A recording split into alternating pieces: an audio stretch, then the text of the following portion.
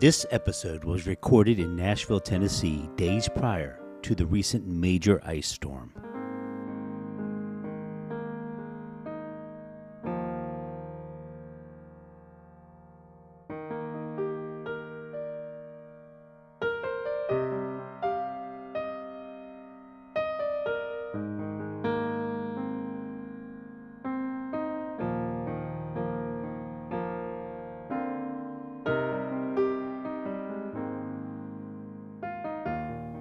God bless Central Tennessee and all areas affected across the nation.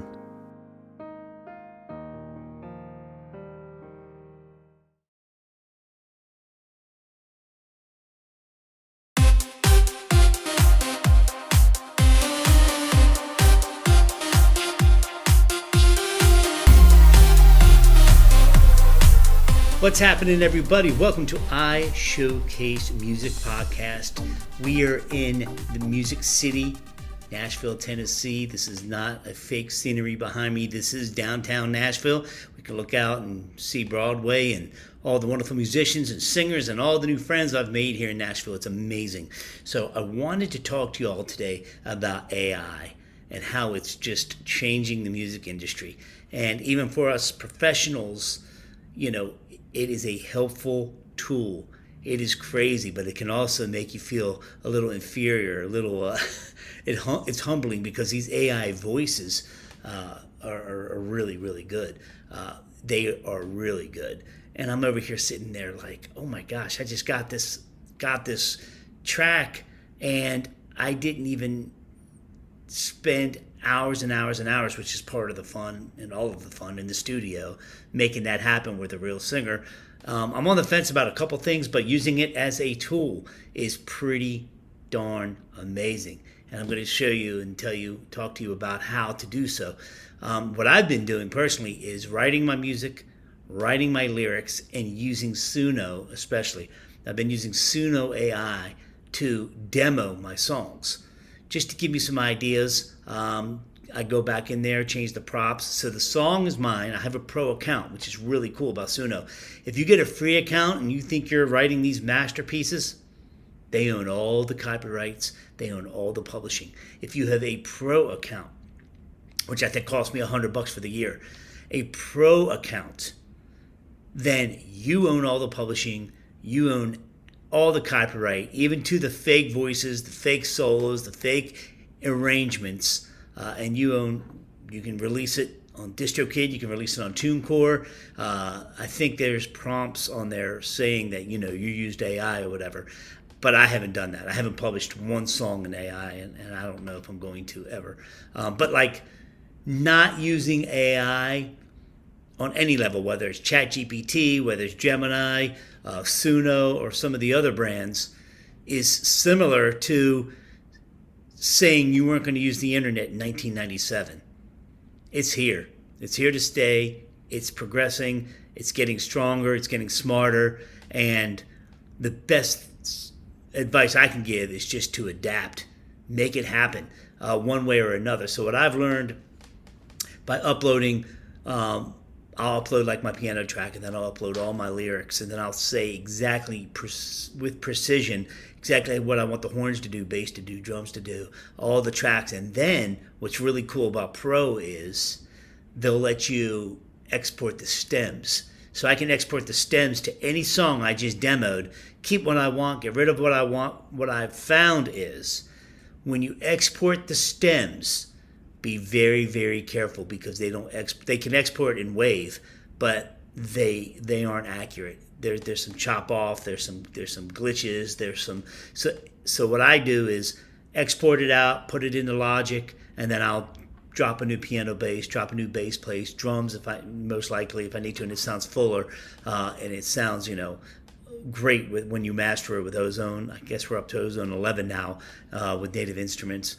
So that's what I've been doing. I've been, once again, putting in my piano lines and my full songs, putting in my lyrics, saying I want an R&B male vocalist to sing this, and I want background vocals, or I want this to be a gospel style blues, they'll give me the style that I put in. However, I usually keep it true to what I wrote.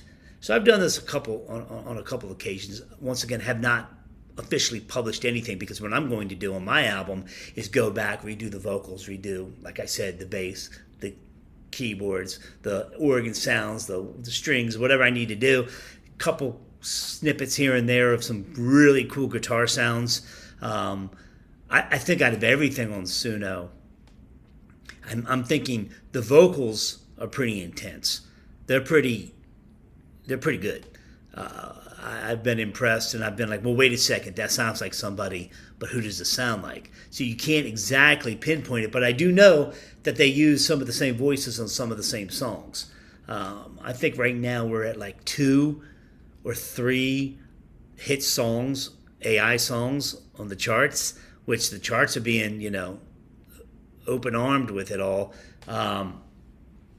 They're understanding and embracing. I think, don't correct me if I'm wrong, I think Warner Brothers is working with Suno, and I think Universal Music Group bought out one of the other AIs. So I think the music industry knows it's here to stay, but it's all about how you adapt to it, and what you make of it. You can't be scared of it, especially if you're a singer, because the funny thing about the AI vocals is the fact that it does give some soul, but it's soulless.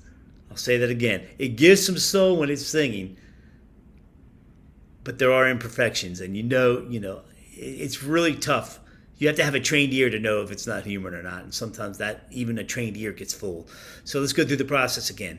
Put your song in there. Get the pro, first of all, to maintain your copyrights and your publishing. Get the pro account if you're using Suno. Put your guitar riff in there, your guitar, the whole song on guitar, the whole song on piano, the entire song. Put the entire lyrics in there, typed out. Tell them the exact vocal you want. Tell them the style you want the song to be and what your intention was from the beginning, and let it rip. Then you can go to, I think version 5.0, 5.3 or something like that. It'll master. So you can master it. It'll give you the best sound ever, and it'll also give you 2 to 3 different renditions of that arrangement of your original song. So what I'm finding out as a producer is music I wrote back in 2016, 2017 that with iShowcase TV and everything else going on, I haven't been able to get to in 10 years. I'm able to turn and burn and boom, and maybe get some sync licensing and get some, publishing going on. And I'm not, sales are pretty much dead, but some streams are always wonderful, and Spotify and all that good stuff. So I'm anxious to see where we're going to be in a year from now. A lot of things are changing business-wise. But Suno, you're still, according to Suno's bylaws and terms and agreements, you're still liable, so don't get crazy. People can still come after you and say, well, that's my voice. Well, that's really hard to prove, unless it's Justin Bieber or Taylor Swift or somebody, directly that you're using. There are some songs that could sound similar to others, but if you write your own music and you put it in there and you just want some ideas, you just want to get some really cool ideas, I don't think there's anything wrong with that. I think it's actually really, really cool. Now, how does that work with, in Nashville especially, there's so many songwriting committees, songwriters nights at Bluebird, Fox and Lock, and all these awesome places. How does that embrace AI? I think it trains AI. I think the more we put into it, the more input it gets, the smarter it gets, and the better the recordings become. So it's an interesting time we live in the music industry. As a producer, I'm loving it. As a songwriter and artist, as an artist, it pisses me off because these vocals are better than anything I can record.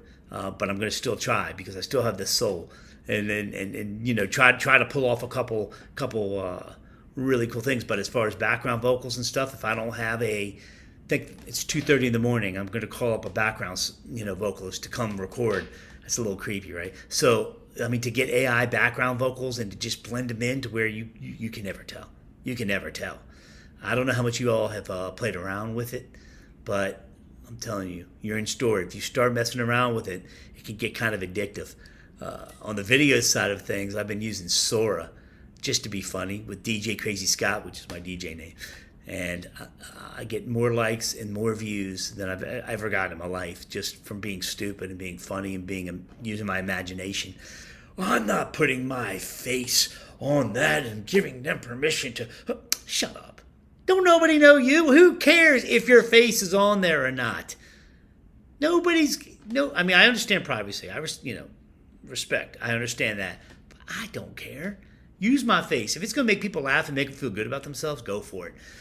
Musically, if I can enhance and get even better than where I started, go for it. But don't abuse it, Don't think, here's my key issue to end this podcast and this episode. Are you ready? Don't think you're a true musician and true songwriter just because you know the software and just because you use Suno. You are not. You are not. I don't know. I'm anxious to see if they're going to start giving away AI Grammys for best AI production. I very much doubt it.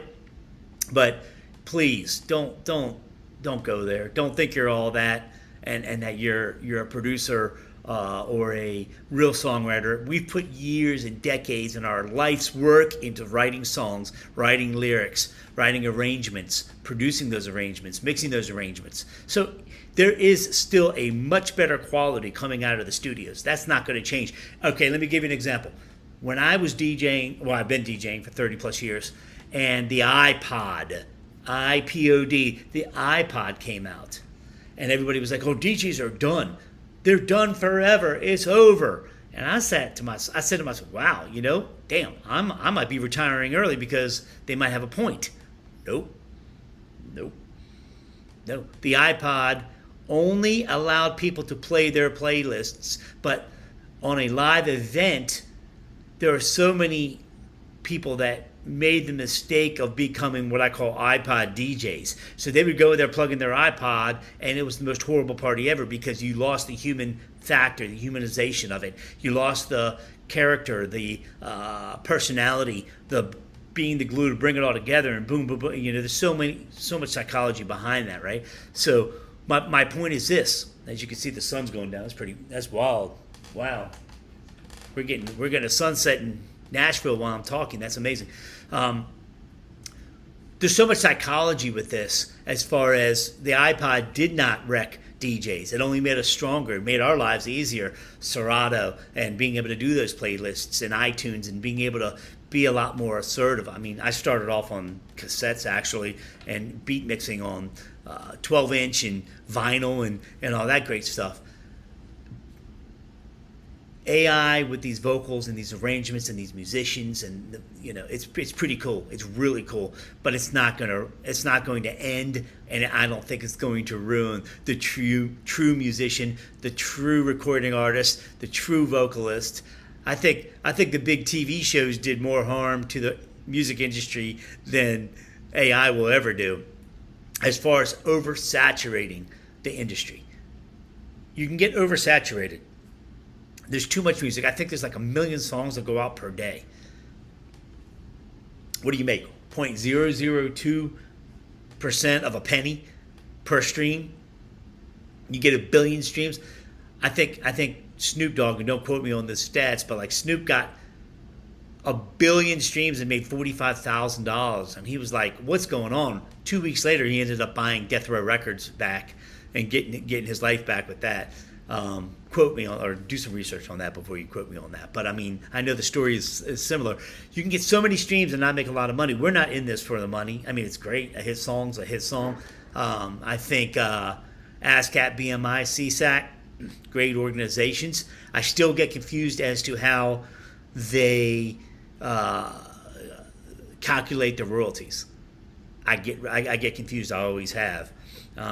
But they seem to do a good job, and they seem to be very supportive of the music industry, and they have so much power with bars and nightclubs and making sure they go out there, and these people are paying the licensing to play this music that are paying for the licensing to be able to play the music that's entertaining all their guests, whether it's during dinner, whether it's during even Muzak and or it used to be called Muzak, I think it's called Mood now, atmosphere music. Everybody should be getting paid if their music is being played and being heard and entertaining others. And I'm an advocate for that for sure. The sun is going down in Nashville, Tennessee.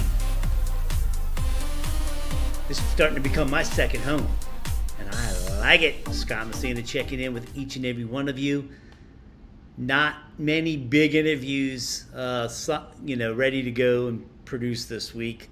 I'm more like, really? To be honest, I brought the wife. I brought Ask Tammy. You can check out that podcast too. I brought Tammy with me to see if we would really like becoming locals here in Nashville, to make this our second home. We reside in Florida right now. We love it. And there's something about Nashville. There's something that digs at me. Like in the 90s, I came down here in 1993 or 94, and it was like really country. If I'd have just had foresight, if I could have just had a crystal ball and told the future of exactly what this would be in 2026, and a lot of these people on Broadway did exactly that. I got to tell you, the hospitality, the kindness of the people, the bartenders. I mean, you could tell some of the bartenders, don't want to be there. But that's anywhere in the country. That's Miami, Orlando, that's wherever. But mostly everyone is just as sweet as can be, happy and living their best life. The musicians, I don't think they're getting paid. I don't think they get paid at all. I talked about this last year when I was in Nashville. I don't think they get paid very much, and then they're shaking all the tourists down for. I saw $500, 5 different bands, $100 to play Freebird by Leonard Skinner. And I'm like, if I heard that, I love that song. Don't get me wrong. It's absolute a musical masterpiece. And, $100 and I'll play, what? But if you take into consideration that they're really not getting paid, that, I guess it's not much. $20 per song request. Now, the cool thing is the QR codes and the Venmos and the, hey, just Venmo me, boom. And that's a brilliant way. I think most of the places I'm thinking would give probably minimum, and then on top of that, you get your tips. But I'm thinking to myself, that's no different than waiting tables or bartending. I remember back when Tammy and I worked at Ruby Tuesdays, we were making, what, $3 an hour? $4 an hour. I was aging myself, plus tips. But by the time you got the tips, then you were making, pretty decent money. And I think the only reason, that was my only job I've ever had. The only reason I was there is to meet her, the love of my life, my soulmate. Anyway, love you, hon. And so the musicians are like on that level, and I think that there's some musicians, every year I come back here, or every couple months I come back, I see a lot of the same musicians at all the different bars, hopping bars, going band to band and doing their thing. And I'm like, that's what I'm talking about. Staying on that grind. We'll have enough time to sleep when we're all dead, right? They're on that grind. I don't know how many of them are actually trying to, be noticed and get that rock star. I think they do it for the love of what they do. If you become a rock star, great. Garth Brooks started off at Bluebird Cafe. My friend Amy Curlin started that in 1983. One of my favorite venues. I think one of my 2 favorite songwriting and open mic night venues is obviously the Bluebird Cafe, and now Leaper's Fork, Fox and Lock, right on the strip in Leaper's Fork. Oh, it's so much fun going there and just seeing these talented people who some of them don't even realize how talented they really are. So I like going there as a producer just to listen, just to take a picture of all the names on there, follow their careers, follow their tours. You have somebody in a full tour getting ready to go out, but you'll have somebody on the microphone performing for the first time ever. That to me is absolutely amazing. So Leaper's Fork, Fox and Lock, definitely check it out. Bluebird Cafe, obviously over by Vanderbilt. Beautiful. Been around forever. So many superstars, like I mentioned, Garth Brooks, Taylor Swift. Tim McGraw, I think. Anybody who's anybody pretty much came out of there or came through there. And then the Leaper's Fork side of things, you have the Chris Stapletons, I hear, I don't know, there's a bunch of celebrities over there. I was told today by a realtor friend of mine, Jen, she said, You have to, in their bylaws, there are so many celebrities that live in Leaper's Fork. You have to be voted in to be able to move there and live there as a resident. Justin Timberlake, Carrie Underwood. Justin actually sold his property, and I guess he's out west right now. But it's fun. I mean, because I'm in real estate also, and it's fun to sit back and kind of get butterflies again at this age and be like, man, if I start over, I mean, I can work wherever in the world, right from my studio in Florida, but to really find a second home, to really, look for some real estate and to start taking it really serious and say, hey, it'd be cool to have a second place. Well, why not do it in Music City? Let's go. Bridgestone Arena's getting ready to, for local Nashville people and people who know Nashville well, Bridgestone is the main arena where the Predators play, where all CMAs are always every year. And they, at Bridgestone, are getting ready to do renovations. I heard 75,000 square feet, and it's supposed to be the largest rooftop bar in Nashville, which would make sense. Because I was here on 4th of July, and the fireworks are absolutely insane. The people are insane, but they were orderly. Everything was just, regular drunk people and, stuff like that. But that's anywhere. Once again, that's anywhere. The fireworks off of a rooftop bar, that's where you want to be. New Year's Eve, 4th of July. I got to give a shout out to Posties. Post Malone. Post Malone has one of the sharpest, cleanest, and he has the newest bar on Broadway. He took over this nice little pizza joint, I forgot what it was called, right next door to the Johnny Cash Museum. He took that over, and then he took over, I forgot what it was, but this huge space right on that corner, so he pretty much encompasses that whole corner. The bands are great, the LED screens, what they've done in there technically, if you're a techie like me, unbelievable. They're doing the 1.9s, it's just sharp, it's focused, it looks like a performance. The only bad thing is that their lighting grid on the ceiling is a Dallas Cowboys star, and I'm not necessarily a Dallas Cowboy fan like Post Malone is, but I'll give them that. They did a good job. They did a really good job. They had a hell of a grand opening. Go on YouTube, you can check it out. Every star and their mother showed up. Luke Bryan's doing his thing. Kid Rock, always consistent. You go into Kid Rock's place, oh my gosh, it's just total energy. The bands are just doing what they're doing. They're rocking, and I love going up Broadway. Love to go to Hank Williams. I got this Hank Williams Jr. bar. I got this. It's almost becoming a fetish. Sounds weird, but true. I collect cups. So when I go there was a lady there about a year ago. Her name was Big Ange, and she showed me her arm, and it was tattooed. And everybody who works there, anybody who went there, they knew Big Ange. She wasn't even that big, but I just thought it was funny. That's what she liked her nickname to be. And I said, I love these cups. They're just plastic cups with Hank Williams Jr.'s face on the damn cup. She was kind enough to give me 10 at the time. She just gave me a stack. She was like, there you go.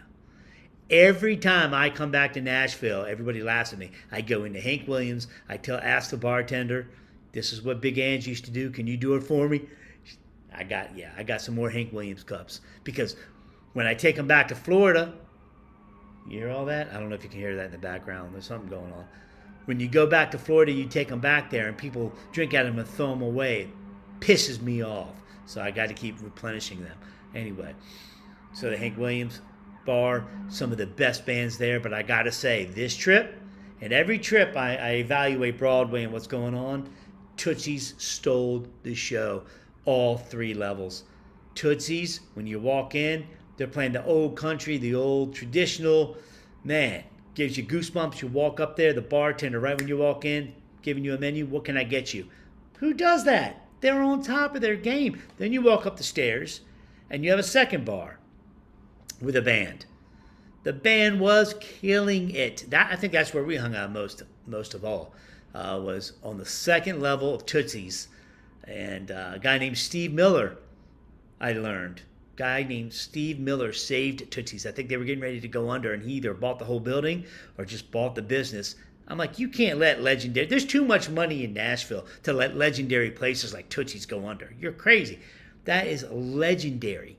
So, because I saw this neon sign that said, "Thank you, Steve Miller, for keeping Tootsie's alive," and I was touched by that. Then you go up to the rooftop bar, and another band. These fiddle players are just killing it, crushing it, whether they're playing covers or not. I would like to see, and from being from a tourist town myself, and I get it, people like to hear what they know. But I really would like to see more original music taking place on Broadway. I mean, once again, if I have to hear Freebird one more time, God help me. But see, I'm coming as a DJ also on this because I've been listening to these songs for 30 years, play that funky music, Brick House, and it's not all country in all the places. They've really adapted to the tourists, right? So they're playing everything. They're playing pop, they're playing rock, they're playing funk, they're getting people dancing, and then they'll go right back into Charlie Daniels, and then they'll go hard with Family Traditions from Hank, and they'll go into Garth, and I love the eclectic. I think what's most impressive to me as a musician is the fact that you can request anything, pay them 20, pay them 100, whatever you're going to pay them, and I never saw a band get stumped. As a DJ, if you don't have Wi-Fi, you're like, oh, I don't have that. I don't have that on me, or I can't get it because I can't tether. I don't have a signal. I did not see one band get stumped this entire week. That, my friend, is impressive.